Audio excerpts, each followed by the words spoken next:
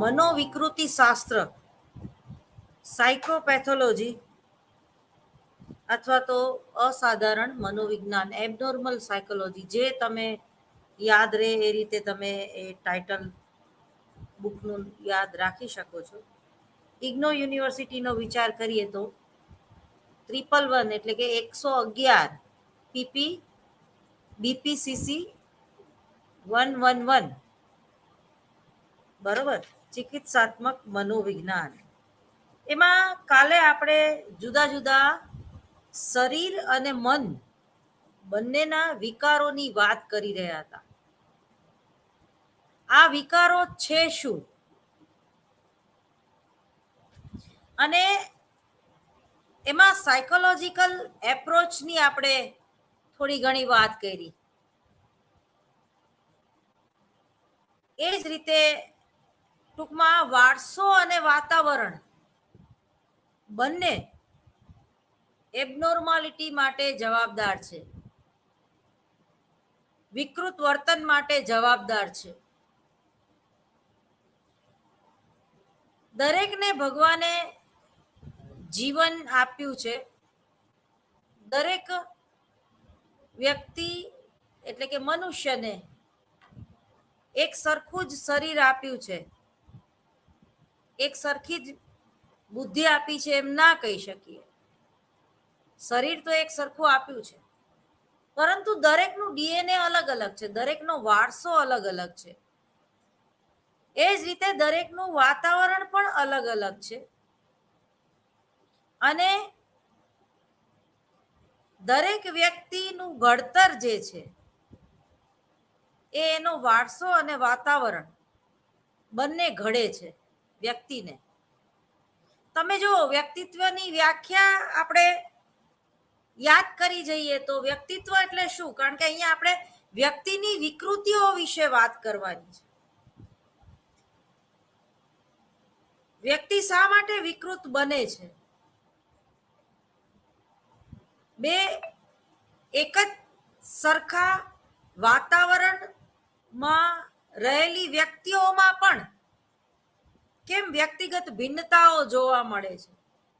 Even આપણે પોતે જ જ્યારે નાના હતા ત્યારે આપણને લાલ, લીલા, પીળા કે ફ્લોરેસન્સ જેને કહીએ ચમકદાર કપડાઓ ગમતા હતા, અને અમુક ઉંમર થતા આપણને કેમ એવું કહેવું ગમે છે કે મને તો સિમ્પલ અને સોબર કપડાં જ ગમે.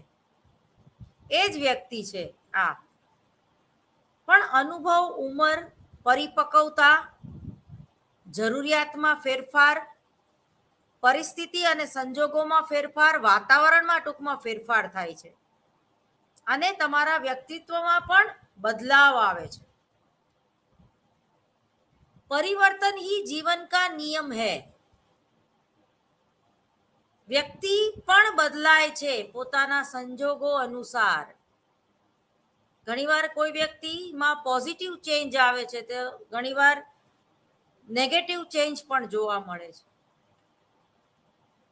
આપણે એમ કહીએ છીએ કે તું બદલાઈ ગઈ છું. આપણી કોઈ ફ્રેન્ડ આપણને મળે ઘણા વખત પછી અને એનો રિસ્પોન્સ એટલો બધો ન હોય, આપણે તરત જ કહીએ છીએ કે તું બદલાઈ ગઈ છું, હવે તું મને પ્રેમ નથી કરતી,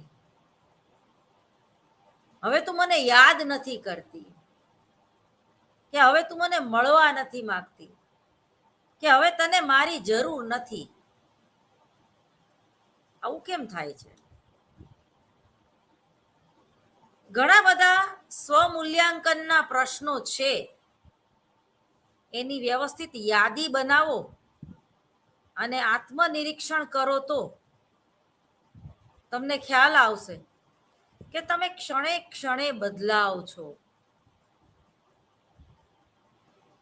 તમારા હાથમાં રહેલી રેખાઓ પણ બદલાયા કરે છે, બહુ ધીમા પરિવર્તન સાથે બદલાય છે. જેમ જેમ જીવનમાં અનુભવોનું ભાથું વધતું જાય છે, એમ એમ તમારામાં પરિપક્વતા આવતી જાય છે. આપણામાં કહેવત છે કે ડાપણ દાઢ ફૂટી એમ, એટલે હવે ડાપણ આવશે. એજ્યુકેશન મેળવવું એ અલગ વાત છે, અને અનુભવોથી જે વ્યક્તિત્વનું ઘડતર થાય એ બહુ મહત્વની વાત છે. આપણામાં બીજી એક કહેવત પણ છે, ભણ્યા પણ ગણ્યા નહીં. તો આ શું છે વળી? ભણવાનું ને ગણવાનું ઈ શું વળી? ભણવાનું તો સમજાય છે, પણ ગણવાનું, જેને આપણે વ્યવહારુ બુદ્ધિ તરીકે ઓળખાવીએ છીએ.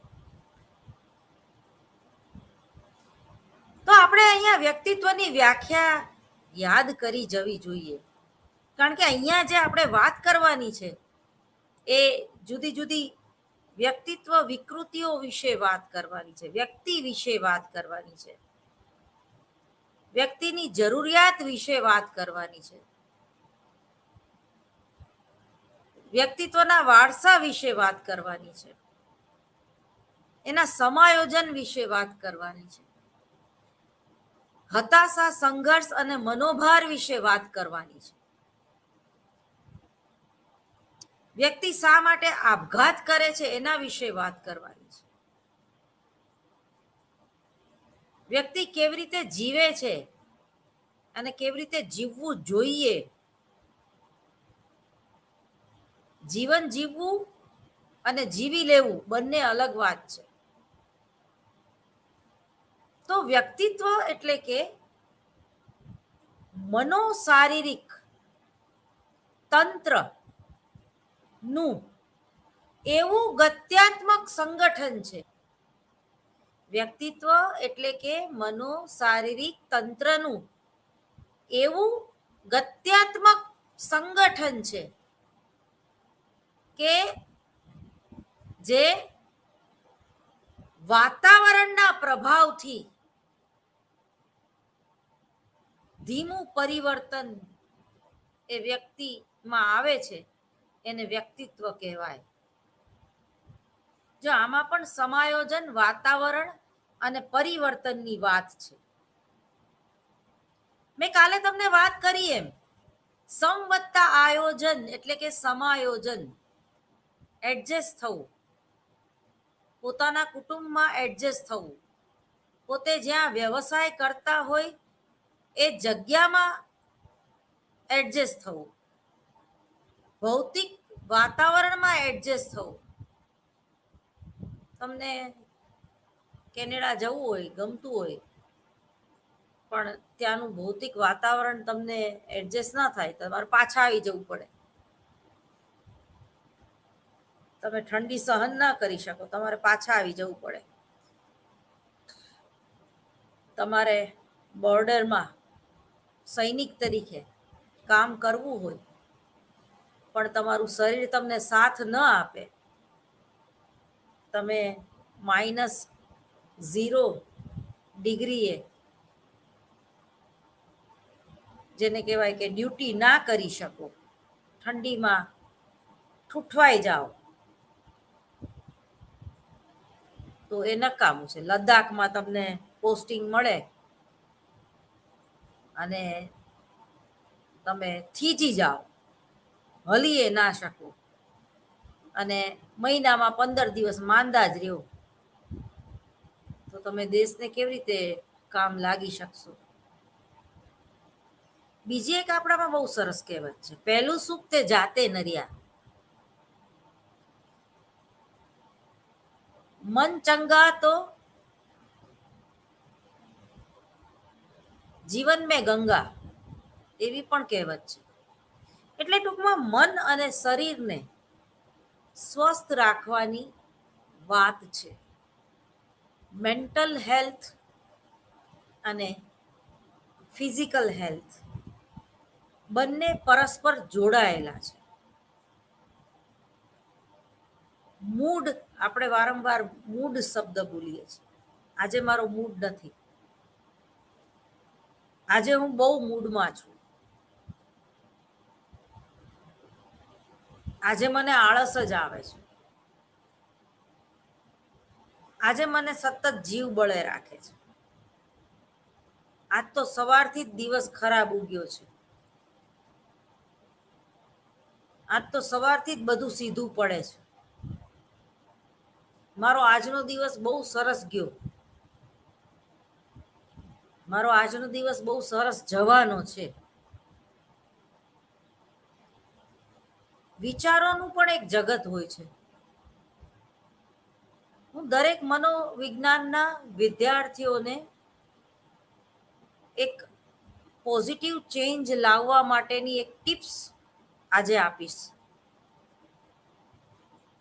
કે પૂરા દિવસ દરમિયાન અને ખાસ કરીને જ્યારે તમે ઉઠો છો ત્યારે કયા વિચારો સાથે ઉઠો છો, બહુ મહત્વનું છે. ઉઠીને સૌથી પ્રથમ તમે કઈ પ્રવૃત્તિ કરો છો?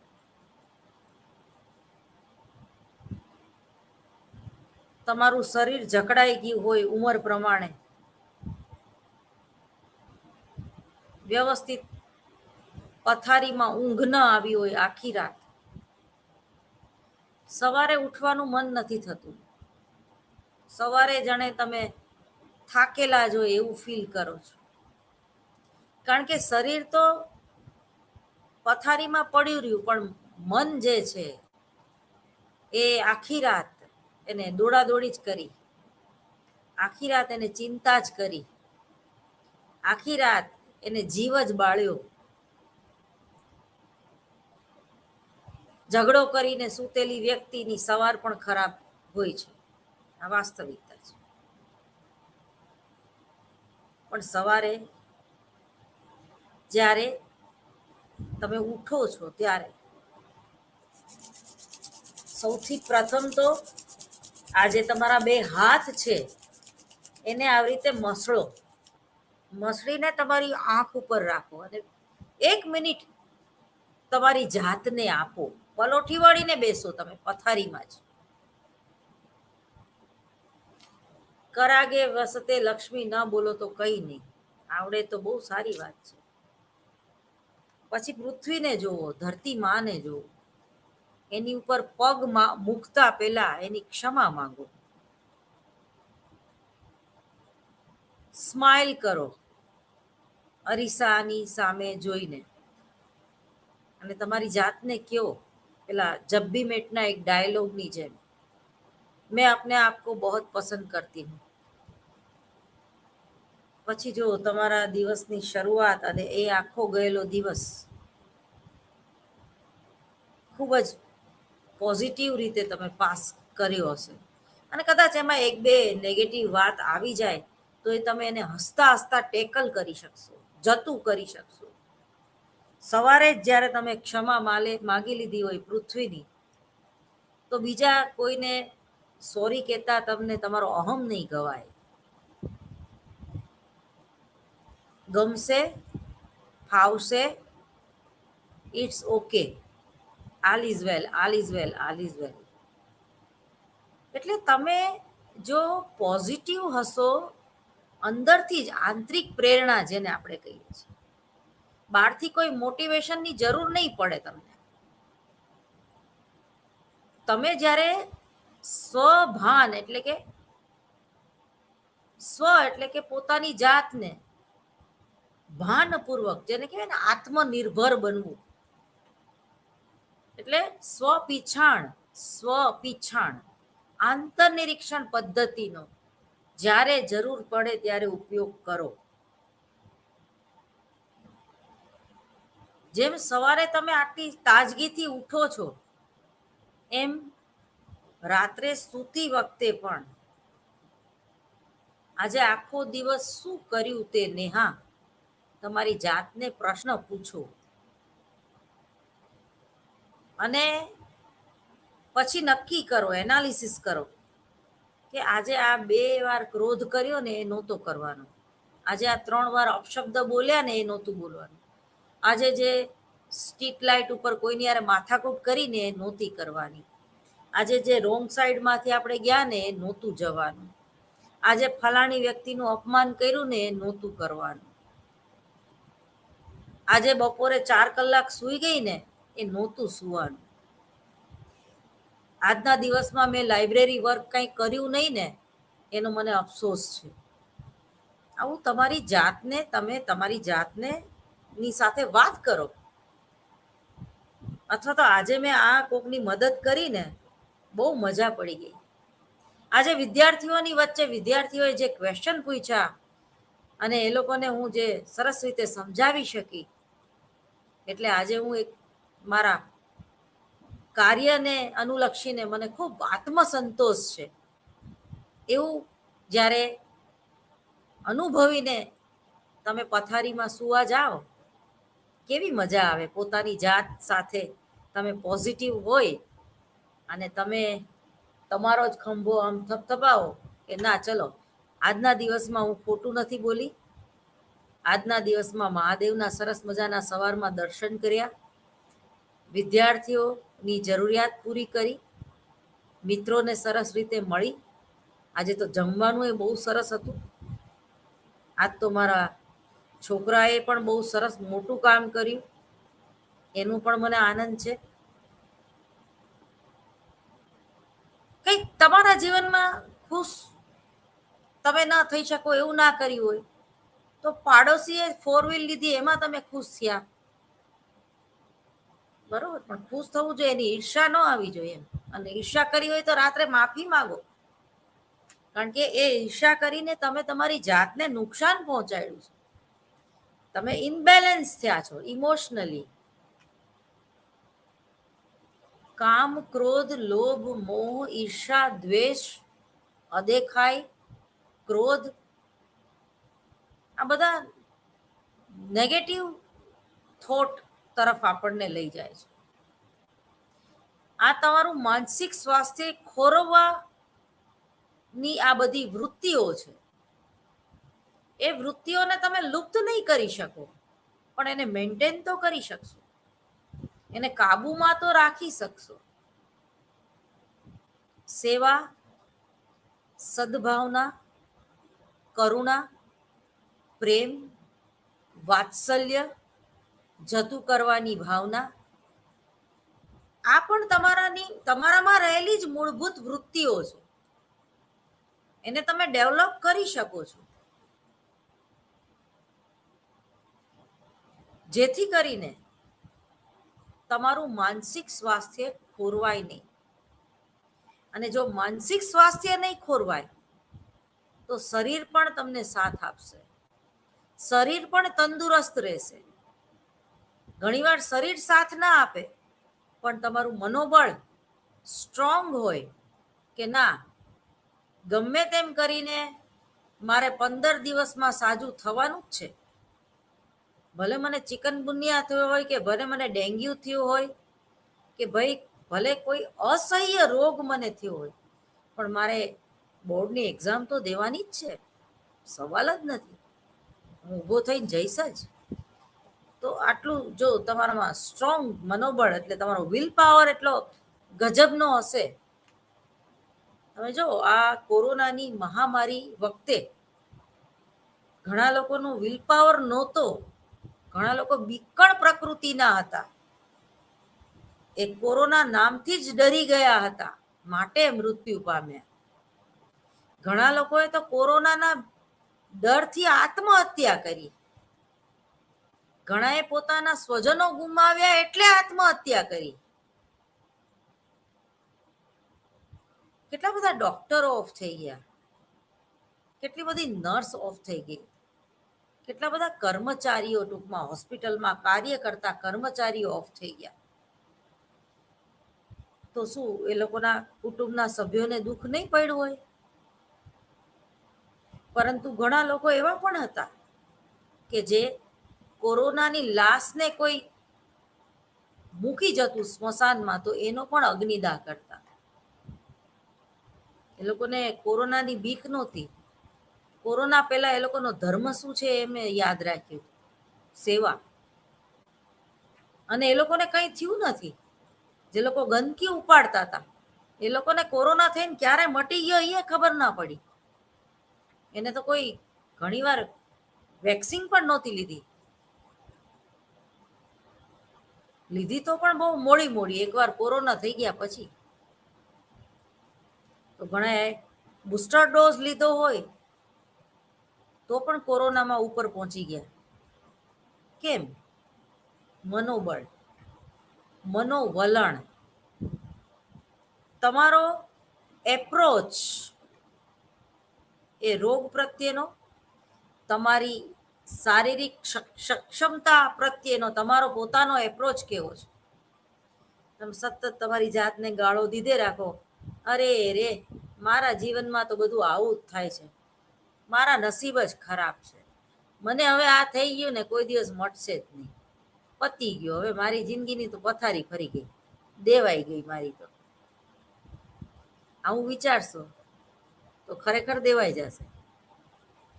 પણ खुद ही को कर बुलंद इतना, खुद ही को कर बुलंद इतना कि हर तकदीर बनाने से पहले खुदा बंदे से आके खुद पूछे बता तेरी रजा क्या है.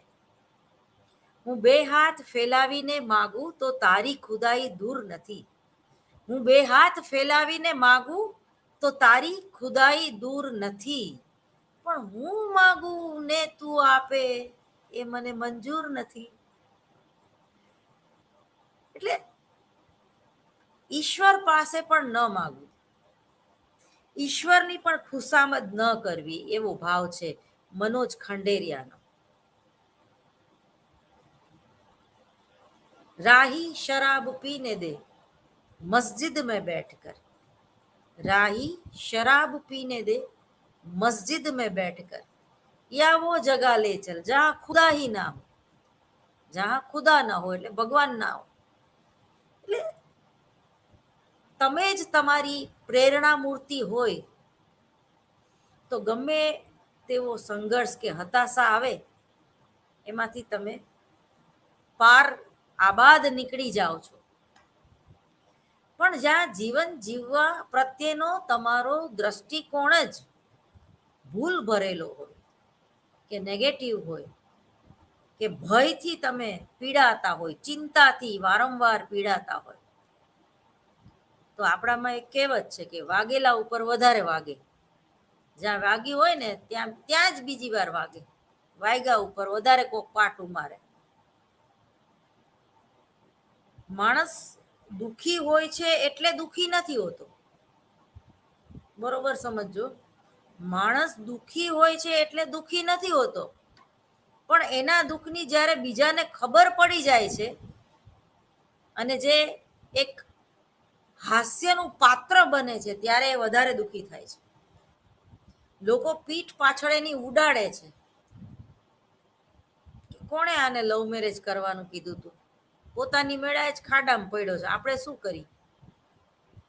વાગ્યા ઉપર વધારે વાગે. એક તો એને બિચારાને પ્રેમમાં નિષ્ફળતા મળી, બ્રેકઅપ આજકાલની ભાષામાં, અને ઉપરથી લોકો એની ઉડાડે છે કે બહુ મોટો પ્રેમ કરવા ગયો હતો. લે શું થયું. એટલે ક્યારેય પોતાનું દુઃખ, પોતાની પીડા, પોતાના સંઘર્ષો એનું વિતરણ ન કરાય, એને કહેતા ન ફરાય. જાંગના ઘા કોઈને દેખાડવા ન જવાય. તમે હાસીને પાત્ર જ બનો. તમે આમ જો ચાર્લી ચેપ્લિનની જે કાર્ટૂન આવે છે, તમે બરોબર જોજો.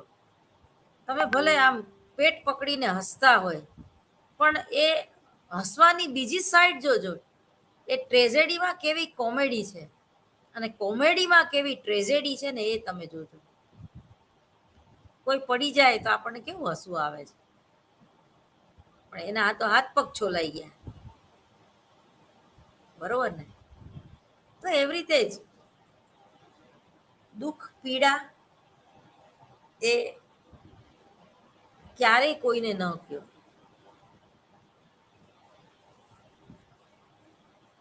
માત્ર અંગતમાં તમે જ આવો છો, અને ઘણીવાર તો એ દુઃખનું પુનરાવર્તન પણ ન કરો, કારણ કે તમે કોઈને તમારું દુઃખ કહેશો એટલે એનું પુનરાવર્તન થશે, કહેતા કહેતા તમે રડી પડશો. ભગવાનને એમ કહો કે મને આ સહન કરવાની શક્તિ તે આપી છે, તારો આભાર. દુઃખ તો આવે જ. એમાં વિકૃતિનો ભોગ બનવાની જરૂર નહીં. માણસ વિકૃતિનો ભોગ ક્યારે બને? માણસમાં વિકાર ક્યારે આવે? જ્યારે એ ફિઝિકલી અને મેન્ટલી નો જે એ કંટ્રોલ છે એ ગુમાવે. માણસને જો પોતાની મર્યાદાની ખબર પડી જાય ને, તો ક્યારે એ વિકૃતિ તરફ ન વળે, વિકૃત વર્તન તરફ એ ના જાય. જ્યારે આપણે આપણી જાત આગળ વધારે પડતી અપેક્ષા રાખીએ છીએ. શાહબુદ્દીન રાઠોડ કહે છે કે I always capital, I always capital. હવે આ આઈને તમારે આમ આડો સુવાડવો પડે, એટલે કે અહમને સુવાડવો પડે, તો વિકૃતિ ન આવે. સોક્રેટિસ પોતાના પુસ્તકમાં લખે છે કે હું જ્યારે રાત્રે કોઈ સ્ક્રિપ્ટ લખતો હોય, કોઈ નવલકથા હું સર્જન કરતો હોય, અને મારી પત્ની મને બોલાવે,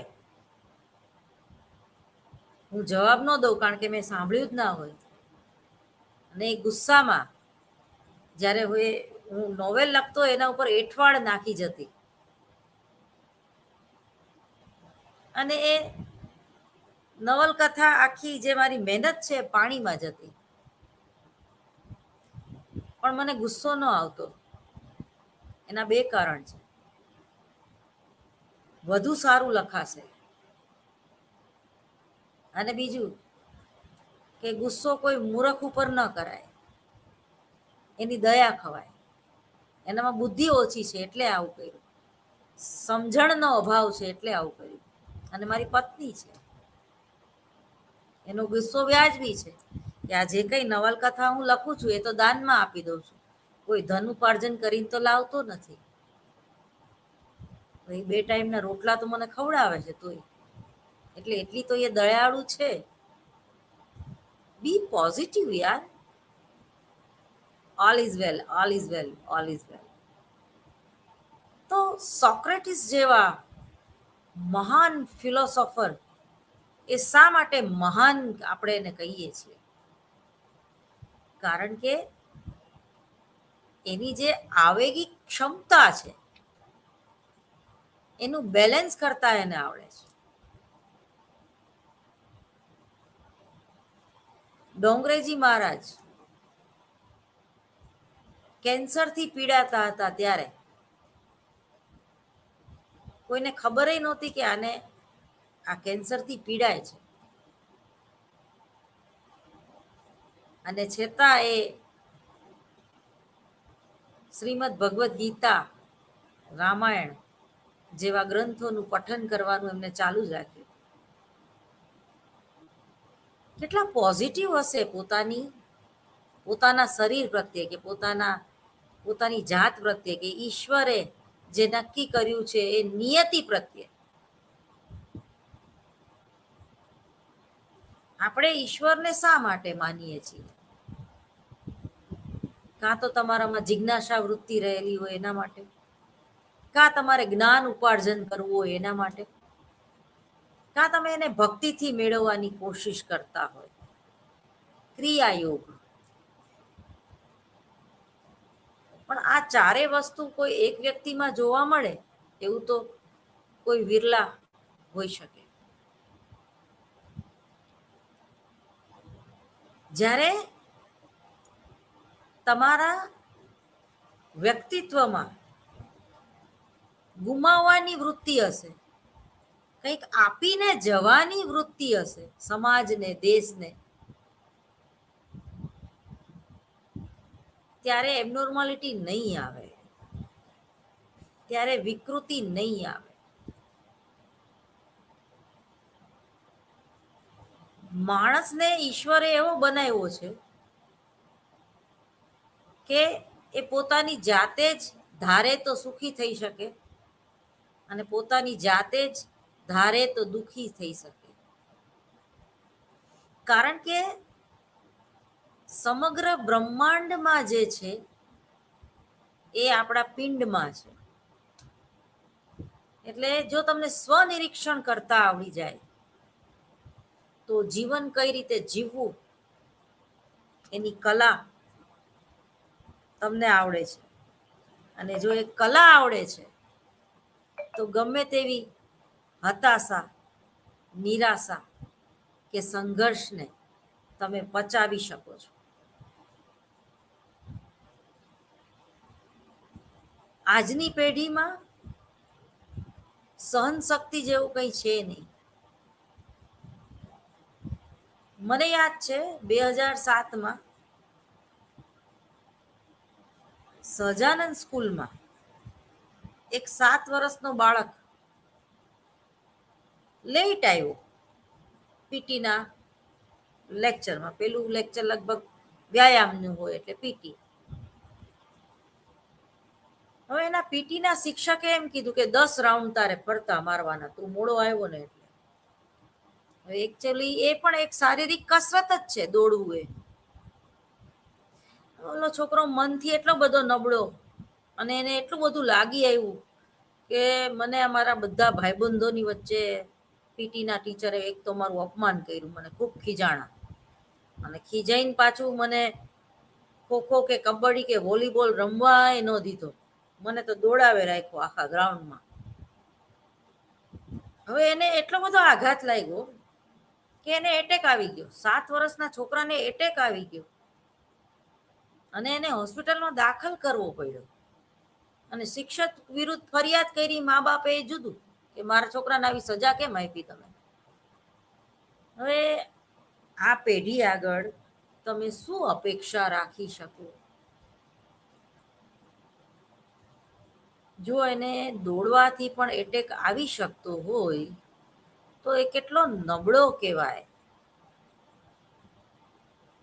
અપમાન સહન કરવું એમાં કંઈ ખોટું નથી. એક એક કોઈ વિરલા જ કરી શકે, કારણ કે એ બહુ અઘરું છે અપમાન સહન કરવું.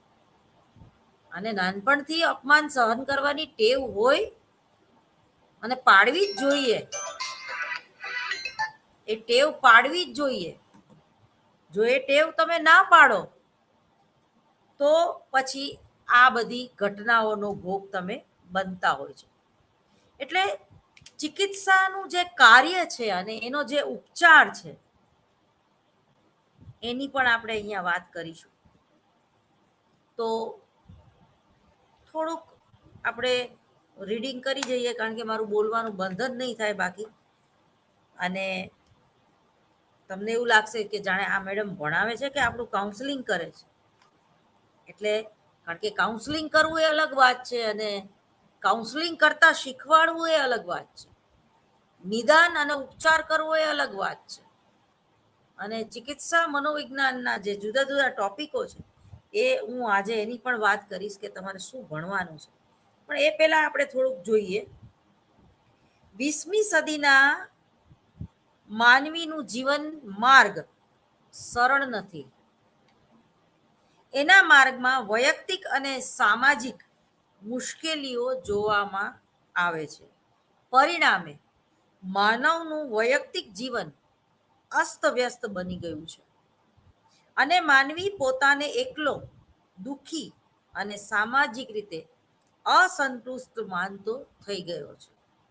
જીવનમાં માણસને અનેક જાતની મુશ્કેલીઓ, સંકટો અને આફતો વેઠવા પડે છે. સંકટ વિનાનું જીવન ગુજારનાર માણસો ભાગ્યે જ હોઈ શકે. એક અથવા બીજી રીતે માણસ પોતાના જીવનકાળમાં અનેક જાતની નાની મોટી વિપત્તિઓમાંથી પસાર થતું હોય છે. મનોવૈજ્ઞાનિકોએ નિયમ છે કે દરેક મનુષ્યને પોતાની મુશ્કેલીઓ હંમેશા મોટી લાગે છે અને બીજાની મુશ્કેલીઓ ગમે તેટલી મોટી હોય છતાં સ્વાભાવિક રીતે પોતાની મુશ્કેલીઓ કરતા માણસને તે બીજાની નાની જ લાગે. માણસની યોગ્યતાનું ખરું મૂલ્યાંકન તે પોતાની ઉપર આવી પડેલી વિપત્તિઓને એ કેવી રીતે સામનો કરે છે, તેમાંથી બચવાને માટે શું ઉપાય યોજે છે અને કેવી રીતે તેમાંથી બચી જાય છે, એ ખરેખર જાણવું જ રહ્યું. દરેક માણસ સંકટ પ્રત્યે અમુક વલણ ધરાવે છે. જો વલણ, મેં તમને કીધું ને કે પરસેપ્શન, અને વલણથી જ માણસો એકબીજાથી જુદા પડે છે. મુશ્કેલીઓ અને સંકટોનો સામનો કરવામાં તેમજ તેમનો નિકાલ કરવામાં અનેક રસ્તા છે. ઘણા ખરા માણસો તેનાથી ઉપર આવી પડેલી મુસીબતો કે આફતો, સંકટો અને કઠિનાઈઓનો સામનો કરવાને બદલે પોતાના નસીબનો વાંક કાઢી જીવન પર્યંત નસીબનું જ રોદણું રડ્યા કરતા હોય છે. આ જાતની મનોદશા ધારણ કરવાથી મનુષ્ય તેના જીવનમાં સફળ થઈ શકતો નથી. આપણું વ્યવહારિક અને સાંસ્કૃતિક ભાવિ આપણા હાથમાં જ છે. માનવી એ કઈ ઇતિહાસના વંટોળમાં ઝડપાયેલું અને આમથી તેમ અથડાતું છતાં કોઈ નાચીસ પાંદડું નથી. જો માનવીમાં કોઈ શક્તિ હોય, તે પોતાની જીવન પદ્ધતિને ધરમૂળથી બદલાવી શકવાની એનામાં તાકાત પણ છે. આપણે કાળના પ્રવાહમાં અસહાય બનીને ખેંચાતા જવું ન જોઈએ અને સર્જક જવાબદાર વ્યક્તિઓ માફક પોતાના કાર્યોની જવાબદારી સ્વીકારવા સદા તત્પર રહેવું જોઈએ. ડૉક્ટર રાધાકૃષ્ણના આ વિચારો હતા. મેં ક્યાંક વાંચ્યું છે અથવા વોટ્સએપમાં જોયું હોય તો યાદ નથી મને.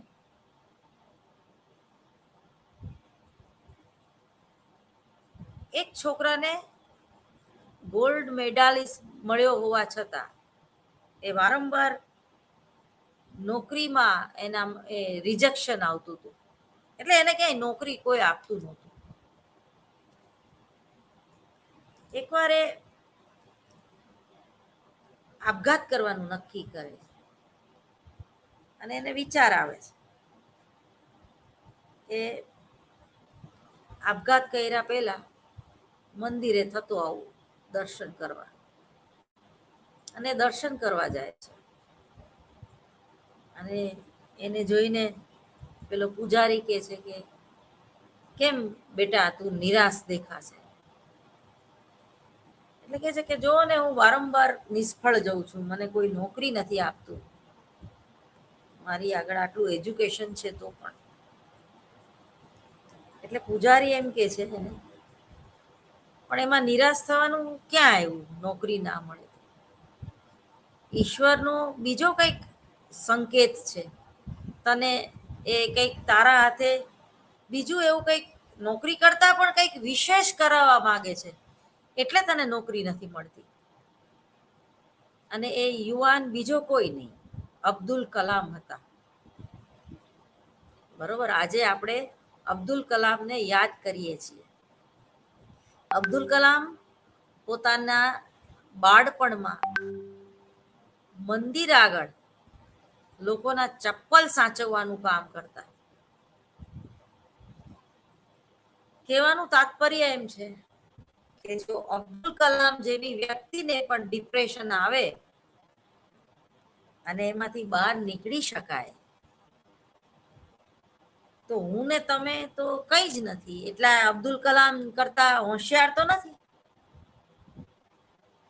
એટલે એનું દુઃખ પણ આપણા દુઃખ કરતા મોટું હતું.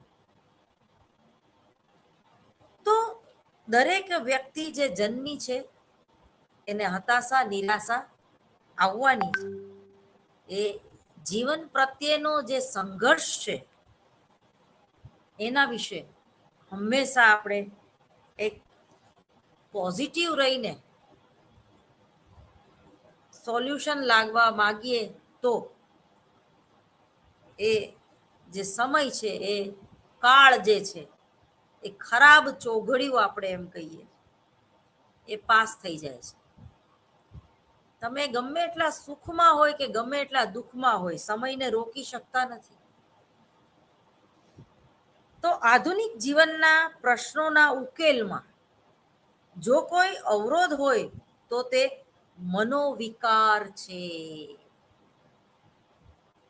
એક નબળી ક્ષણોમાં આપઘાત કરવાનો વિચાર આવે અને જો તમે એને અમલમાં મૂકી દો તો એ નબળી ક્ષણોનો તમે ભોગ બનો છો, એ સંઘર્ષનો તમે ભોગ બનો છો. પણ એક નબળી ક્ષણોને એ વિચારને આવે તો જોવો, તમે આવીને જતો રહ્યો, એને દ્રષ્ટા ભાવે જોવો. મનોવિકારથી મનુષ્ય જેમ જેમ વધુ ને વધુ પાગલ બનતો જાય છે, તેમ તેમ તે વધારે ને વધારે નિરાશામાં ધકેલાતો જાય છે. એનો અર્થ એ થયો કે મનુષ્યના મનોવિકારો જ્યારે મનુષ્યના ઉપર પ્રભુત્વ મેળવી જાય છે, એટલે હાવી થઈ જવું, ક્રોધ, ભય, ધૃણા જ્યારે આપણા ઉપર હાવી થઈ જાય છે, ત્યારે તે વિચાર કરતો એ બંધ થઈ જાય, એનું મગજ વિચારવાનું બંધ કરી દે છે અને મનોવિકાર અને લાગણીને પાગલ બનાવે છે. ત્યારે તે સીધી રીતે વિચાર કરી શકતો નથી. આ મનોવિકાર એ પણ એક આફત જ છે. નિરાશા નિષ્ફળતા છે, જેની સાથે બાથ ભીડી શકાય છે. આવી મુશ્કેલીઓ, વિપત્તિઓથી દૂર ભાગવાને બદલે એમનો હિંમતથી સામનો કરવાથી આપણી જે સંકટ સહન કરવાની શક્તિ જે છે એ વધી જાય છે. ડોક્ટર આલ્ફ્રેડ એડલરના સિદ્ધાંત અનુસાર નુકસાન માનવીના પોતાની વિપત્તિના સંકટોને, નિરાશાને સફળતાના સાધનોમાં ફેરવી નાખવાની શક્તિ પડેલી છે. આજનો મનુષ્ય કુટુંબ, શાળા, દાંપત્ય જીવન અને વ્યવસાય જેવા જીવનના અનેકવિધ ક્ષેત્રે મેળ બેસાડવામાં મુશ્કેલી અનુભવે છે અને એને પરિણામે અસંતોષ, હતાશા, સંઘર્ષ કે માનસિક તાણ જેવી અસ્વસ્થતાનો ભોગ બને છે. સમાજમાં સ્ત્રી પુરુષ સતત અરક્ષિતપણું, ચિંતા, તાણ, ડર વગેરે લાગણી અનુભવે છે. હંમેશા પોતાના માતા પિતા તથા સહકાર્યકર્તાના તેમના વિશેના અભિપ્રાયોની ચિંતા અને ડર આપણને રહ્યા કરે છે. વિકાસ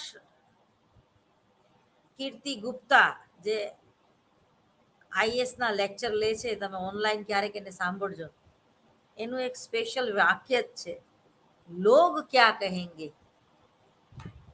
અને પછી એ સમજાવે કે લોગ ક્યા કહેંગે એ પણ જો આપણે વિચારશું તો બિચારા લોકો શું વિચારશે. એટલે એ ટૂંકમાં એમના પૂરતું જ રહેવા દેવું જોઈએ. લોગ ક્યા કહેંગે. મને એક નાની અમથી વાર્તા યાદ આવે છે. એક પતિ પત્ની હતા. એ મુસાફરી કરવા નીકળ્યા પોતાનું ગધેડું લઈને. એટલે એક ગામથી બીજે ગામ જતા હતા. એટલે ગામ વાળાએ ગધેડાને ને આ પતિ પત્નીને જોયા એટલે હસવા માંડ્યા અને એ પતિ પત્નીને કીધું કે ભાઈ આ ગધેડા ઉપર તમારે એકને તો બેસવું હતું, કેવા તમે મૂરખ છો કે તમે બે ચાલીને જાઓ છો અને આ જે ગધેડું છે એનો ઉપયોગ નથી કરતા. એટલે વાત એમને ગળે ઉતરી ગઈ પતિ પત્નીને. એટલે પેલા પતિએ એની પત્નીને કીધું કે તું આ ગધેડા ઉપર બેસી જા. એટલે એ બેસી ગઈ. પછી એક ગામથી બીજે ગામ પાછું બીજું ગામ આવ્યું. એટલે એ સમાજના લોકો છે એ પેલી સ્ત્રીની ટીકા કરે છે કે આ કયા પ્રકારની પત્ની કે સ્ત્રી છે કે જે પોતાના પતિને ગધેડા ઉપર બેસવા નથી દેતી અને પોતે બેઠી છે. બોલો. એટલે પત્નીને એમ થયું કે આ ગામવાળાની વાત સાચી તો છે. એટલે બિચારી પોતે નીચે ઉતરી ગઈ અને એમ કીધું કે હવે તમે બેસી જાઓ. પતિ દેવો ભવ, આપણે તો પતિને દેવ તરીકે પૂજીએ છીએ. એટલે પતિ બેસી ગયો ગધેડા ઉપર. પાછું ત્રીજું ગામ આવ્યું. એટલે પાછી ઓલા ગામના લોકોએ ટીકા કરી કે મૂર્ખા છે, એક હાલીને આવે છે ને એક બેઠું છે, બે જણા ને બે જવાય ને ગધેડા ઉપર. એટલે પતિ પત્નીએ વિચાર્યું કે આ લોકોની વાતે સાચી છે, આપણે હું કામ બેયને હાલવું જોઈએ, આપણે ગધેડા ઉપર બેસી જવાય. એટલે બે પતિ પત્ની ગધેડા ઉપર બેસી ગયા. પાછું ચોથું ગામ આવ્યું. એટલે ચોથા ગામ વાળાએ ટીકા કરી કે આ લોકો તો કેટલા બધા બે નિષ્ઠુર છે, પતિ પત્ની ગધેડાનો વિચાર નથી કરતા. બે જણા બેસી ગયા માથે. ગધેડાને કેટલું વજન લાગતું હશે. અને પછી જે પેલા પતિ પત્ની હતા એ ખડખડાટ હસી પડ્યા. એટલે સમાજ ગધેડા જેવો છે, કહેવાનો મતલબ. તમે કોઈ પણ નિર્ણય લ્યો, કોઈ પણ કાર્ય કરો, એ ક્યારેય તમારા વખાણ તો નહીં જ કરે. લોગ ક્યાં કહેંગે, એમાંથી જો આપણે બહાર નીકળી જઈએ ને તો વિકૃતિનો ભોગ ના બનીએ. ઘણીવાર આપણે પાડાનું પૂંછડું પકડ્યું હોય ને એ પકડી જ રાખી. આપણી પરંપરા, આપણા રીત રિવાજ. આખું ગામ શ્રાવણ મહિનો કરે પણ એને એની વાદે વાદે તમે શ્રાવણ મહિનો કરવા જાઓ એનો કોઈ મતલબ નથી, એનું ફળે ના મળે અને માંદા પડો એ જુદા. એટલે ચોરના વાદે ચણા ન ઉપાડાય. આપણે ખાલી શ્રાવણીઓ સોમવાર જ રહેવાય. અને એનાથી વધારે બહુ ભક્તિભાવ જાગે તો મૌન પડાય.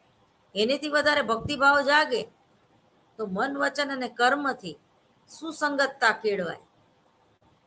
એનેથી વધારે ભક્તિભાવ જાગે તો એકટાણા કરાય.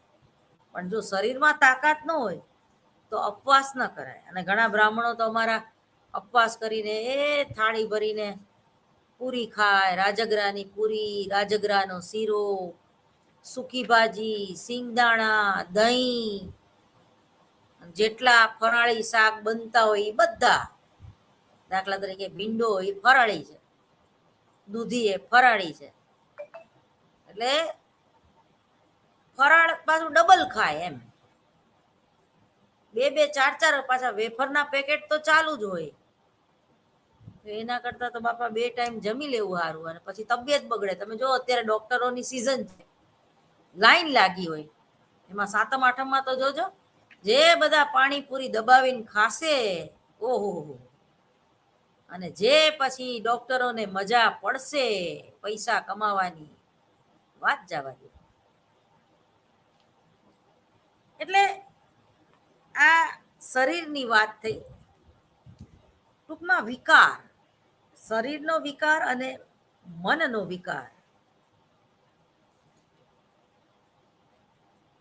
કહેવાનો મતલબ કે જે સંઘર્ષ, જીવનનો સંઘર્ષ છે, એને કઈ રીતે પાર પાડવો. તો પહેલો મિત્ર એ તમારો પુસ્તક હોવું જોઈએ. મેસ્લો, જોન અબ્રાહમ મેસ્લોના પુસ્તકો વાંચવા જેવા છે. એના પછી હું કાલ લિસ્ટ લઈ આવીશ જુદા જુદા જે ઓથર છે. તો તમારે કોઈ મોટિવેશન કેમ્પ નહીં કરવા પડે અને બાહ્ય પ્રેરણાની જરૂર નહીં પડે. અંદરથી જ તમે એટલા બધા પ્રજ્વલિત હશો કે બહાર ક્યાંય તમને અંધારું નહીં લાગે, અને અંધારું હશે ને તો પણ એ તમે તમારી નવી કેડી જે છે એ કંડારી શકશો.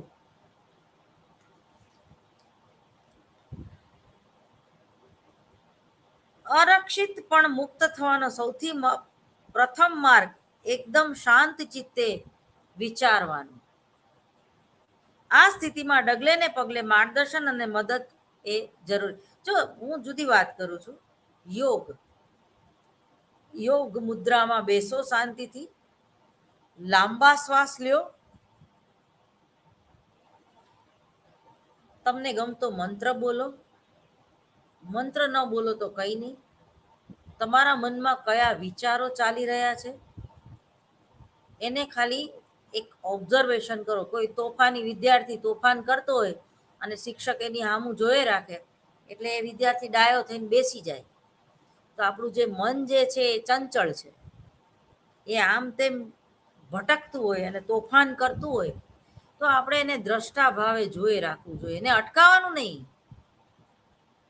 મમ્મી ઘણીવાર પોતાના બાળકને લાખો નથી મારતી, રાડારાડ નથી કરતી, ડોળા કાઢે છે ખાલી, અથવા એને જોવે છે કે ક્યાં સુધી તોફાન કરે જોવા દે, પછી એને બરોબર વારો કાઢી, એનામ તાકાત છે ત્યાં સુધી એને તોફાન કરવા દે, થાકશે.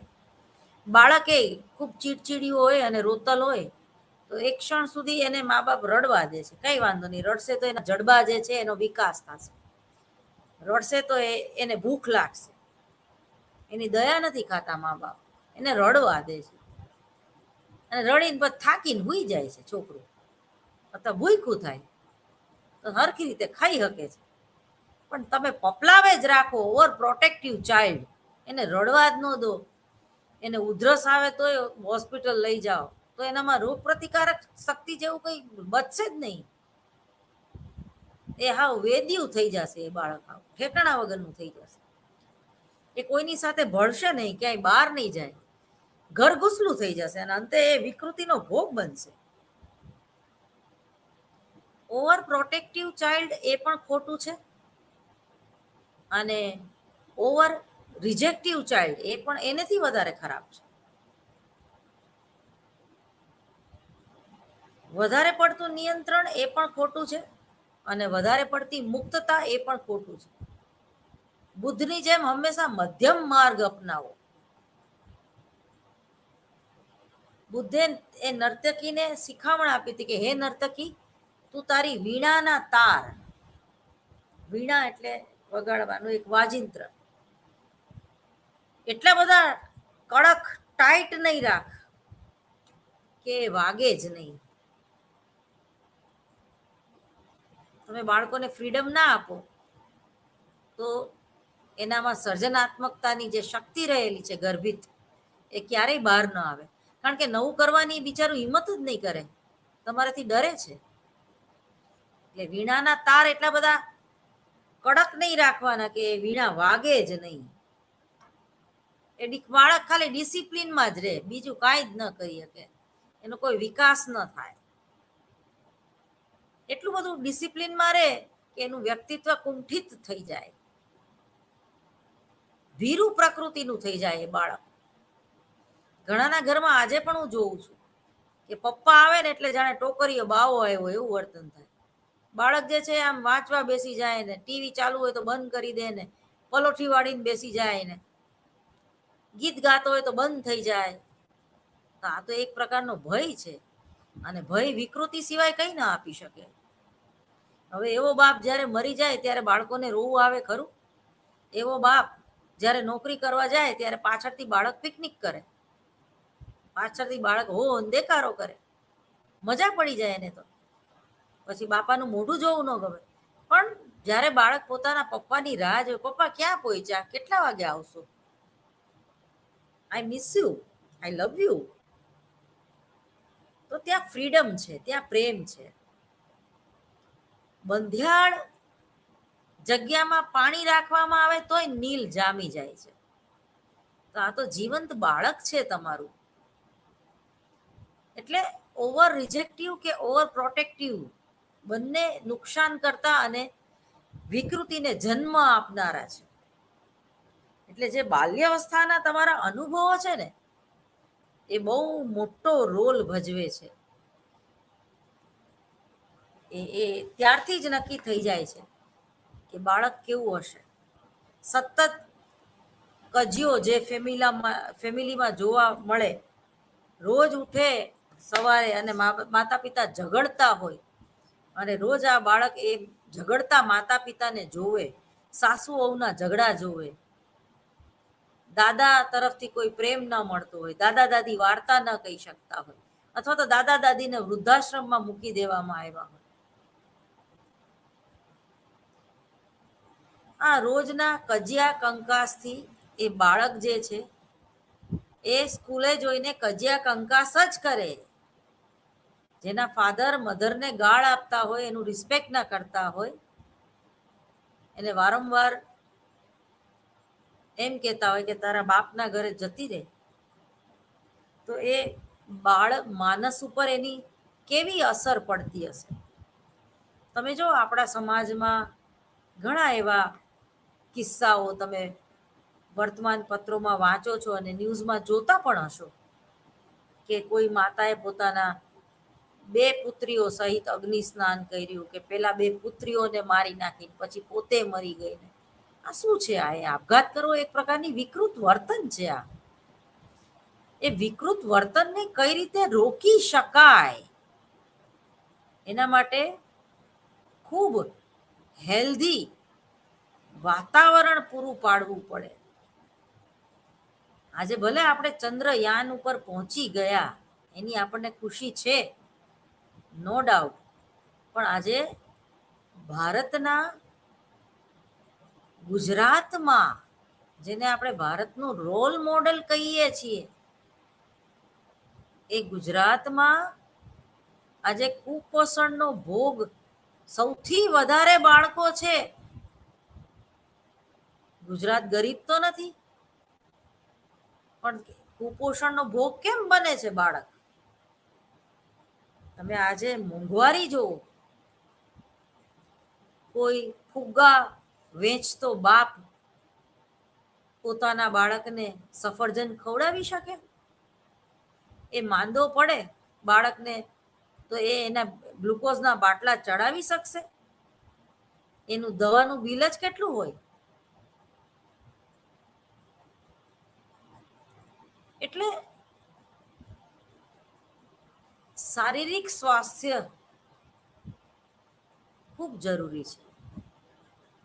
એ જ રીતે આપઘાત અને બીજો એક સળગતો પ્રશ્ન, મદ્યપાન,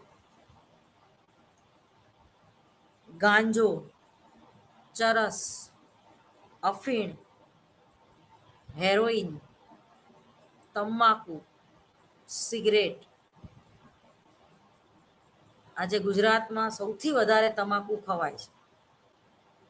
એ તમાકુના ખેતરની આજુબાજુ જીવડાય નથી આવતા, એટલી ગંધાતી હોય. તમાકુ જ્યાં એકવાર વાવી હોય ત્યાં બીજે કોઈ પાકે નથી, બંજર થઈ જાય એ જમીન. તમાકુ વાવેલી જમીનમાં તમે કપાસ ક્યારેય વાવી ન શકો, ઘઉં ક્યારેય વાવી ન શકો, ઉગે જ નહીં. એટલું બધું તીવ્ર છે, માદક છે. એ આપણા દેશના યુવાનો ઓલા ઘેટા બકરાની જેમ 24 કલાક મોઢામાં નાખીને ફરતા હોય છે. હવે આ દેશનું ભાવિ આપણે શું એની આગળ અપેક્ષા રાખશું? અને આ મદ્યપાન પણ આપણને સૌમ્ય મનોવિકૃતિ તરફ લઈ જાય છે. બરોબર યાદ રાખજો. વધારે પડતું દારૂનું સેવન, વધારે પડતું તમાકુનું સેવન, ઇવન ચાય તમે દિવસમાં 10 વાર પીતા હોય તો પણ તમને એસિડિટી અને અલ્સર જેવી બીમારી આપે છે. અને જે લોકોને એસિડિટી અને અલ્સર હોય છે, એ લોકો ખૂબ ક્રોધી હોય છે, તામસી પ્રકૃતિના હોય છે. એક તો તમે ગ્લોબલ વોર્મિંગ ચાલે છે અને વાતાવરણને પણ પ્રદૂષિત કરો છો, કારણ કે વારંવાર જે લોકો તમાકુ ખાય છે વારંવાર રસ્તા બગાડે છે, થૂકે છે. તમે લિફ્ટની દશા જુઓ, કોઈ પણ આપણા ભારત દેશના, ગુજરાત ખાસ કરીને, જ્યાં હોય ત્યાં પાનની પિચકારીઓ જોવા મળે. હવે 4 રસ્તે ઊભા હોય ને ફટ કરતું કોઈ મર્સિડીઝ કારના કાચ નીચા કરીને બહાર પિચકારી મારે. એ મર્સિડીઝ કારમાં બેઠેલો માણસ સાવ અભણ દેખાય છે, એ એને નથી ખબર.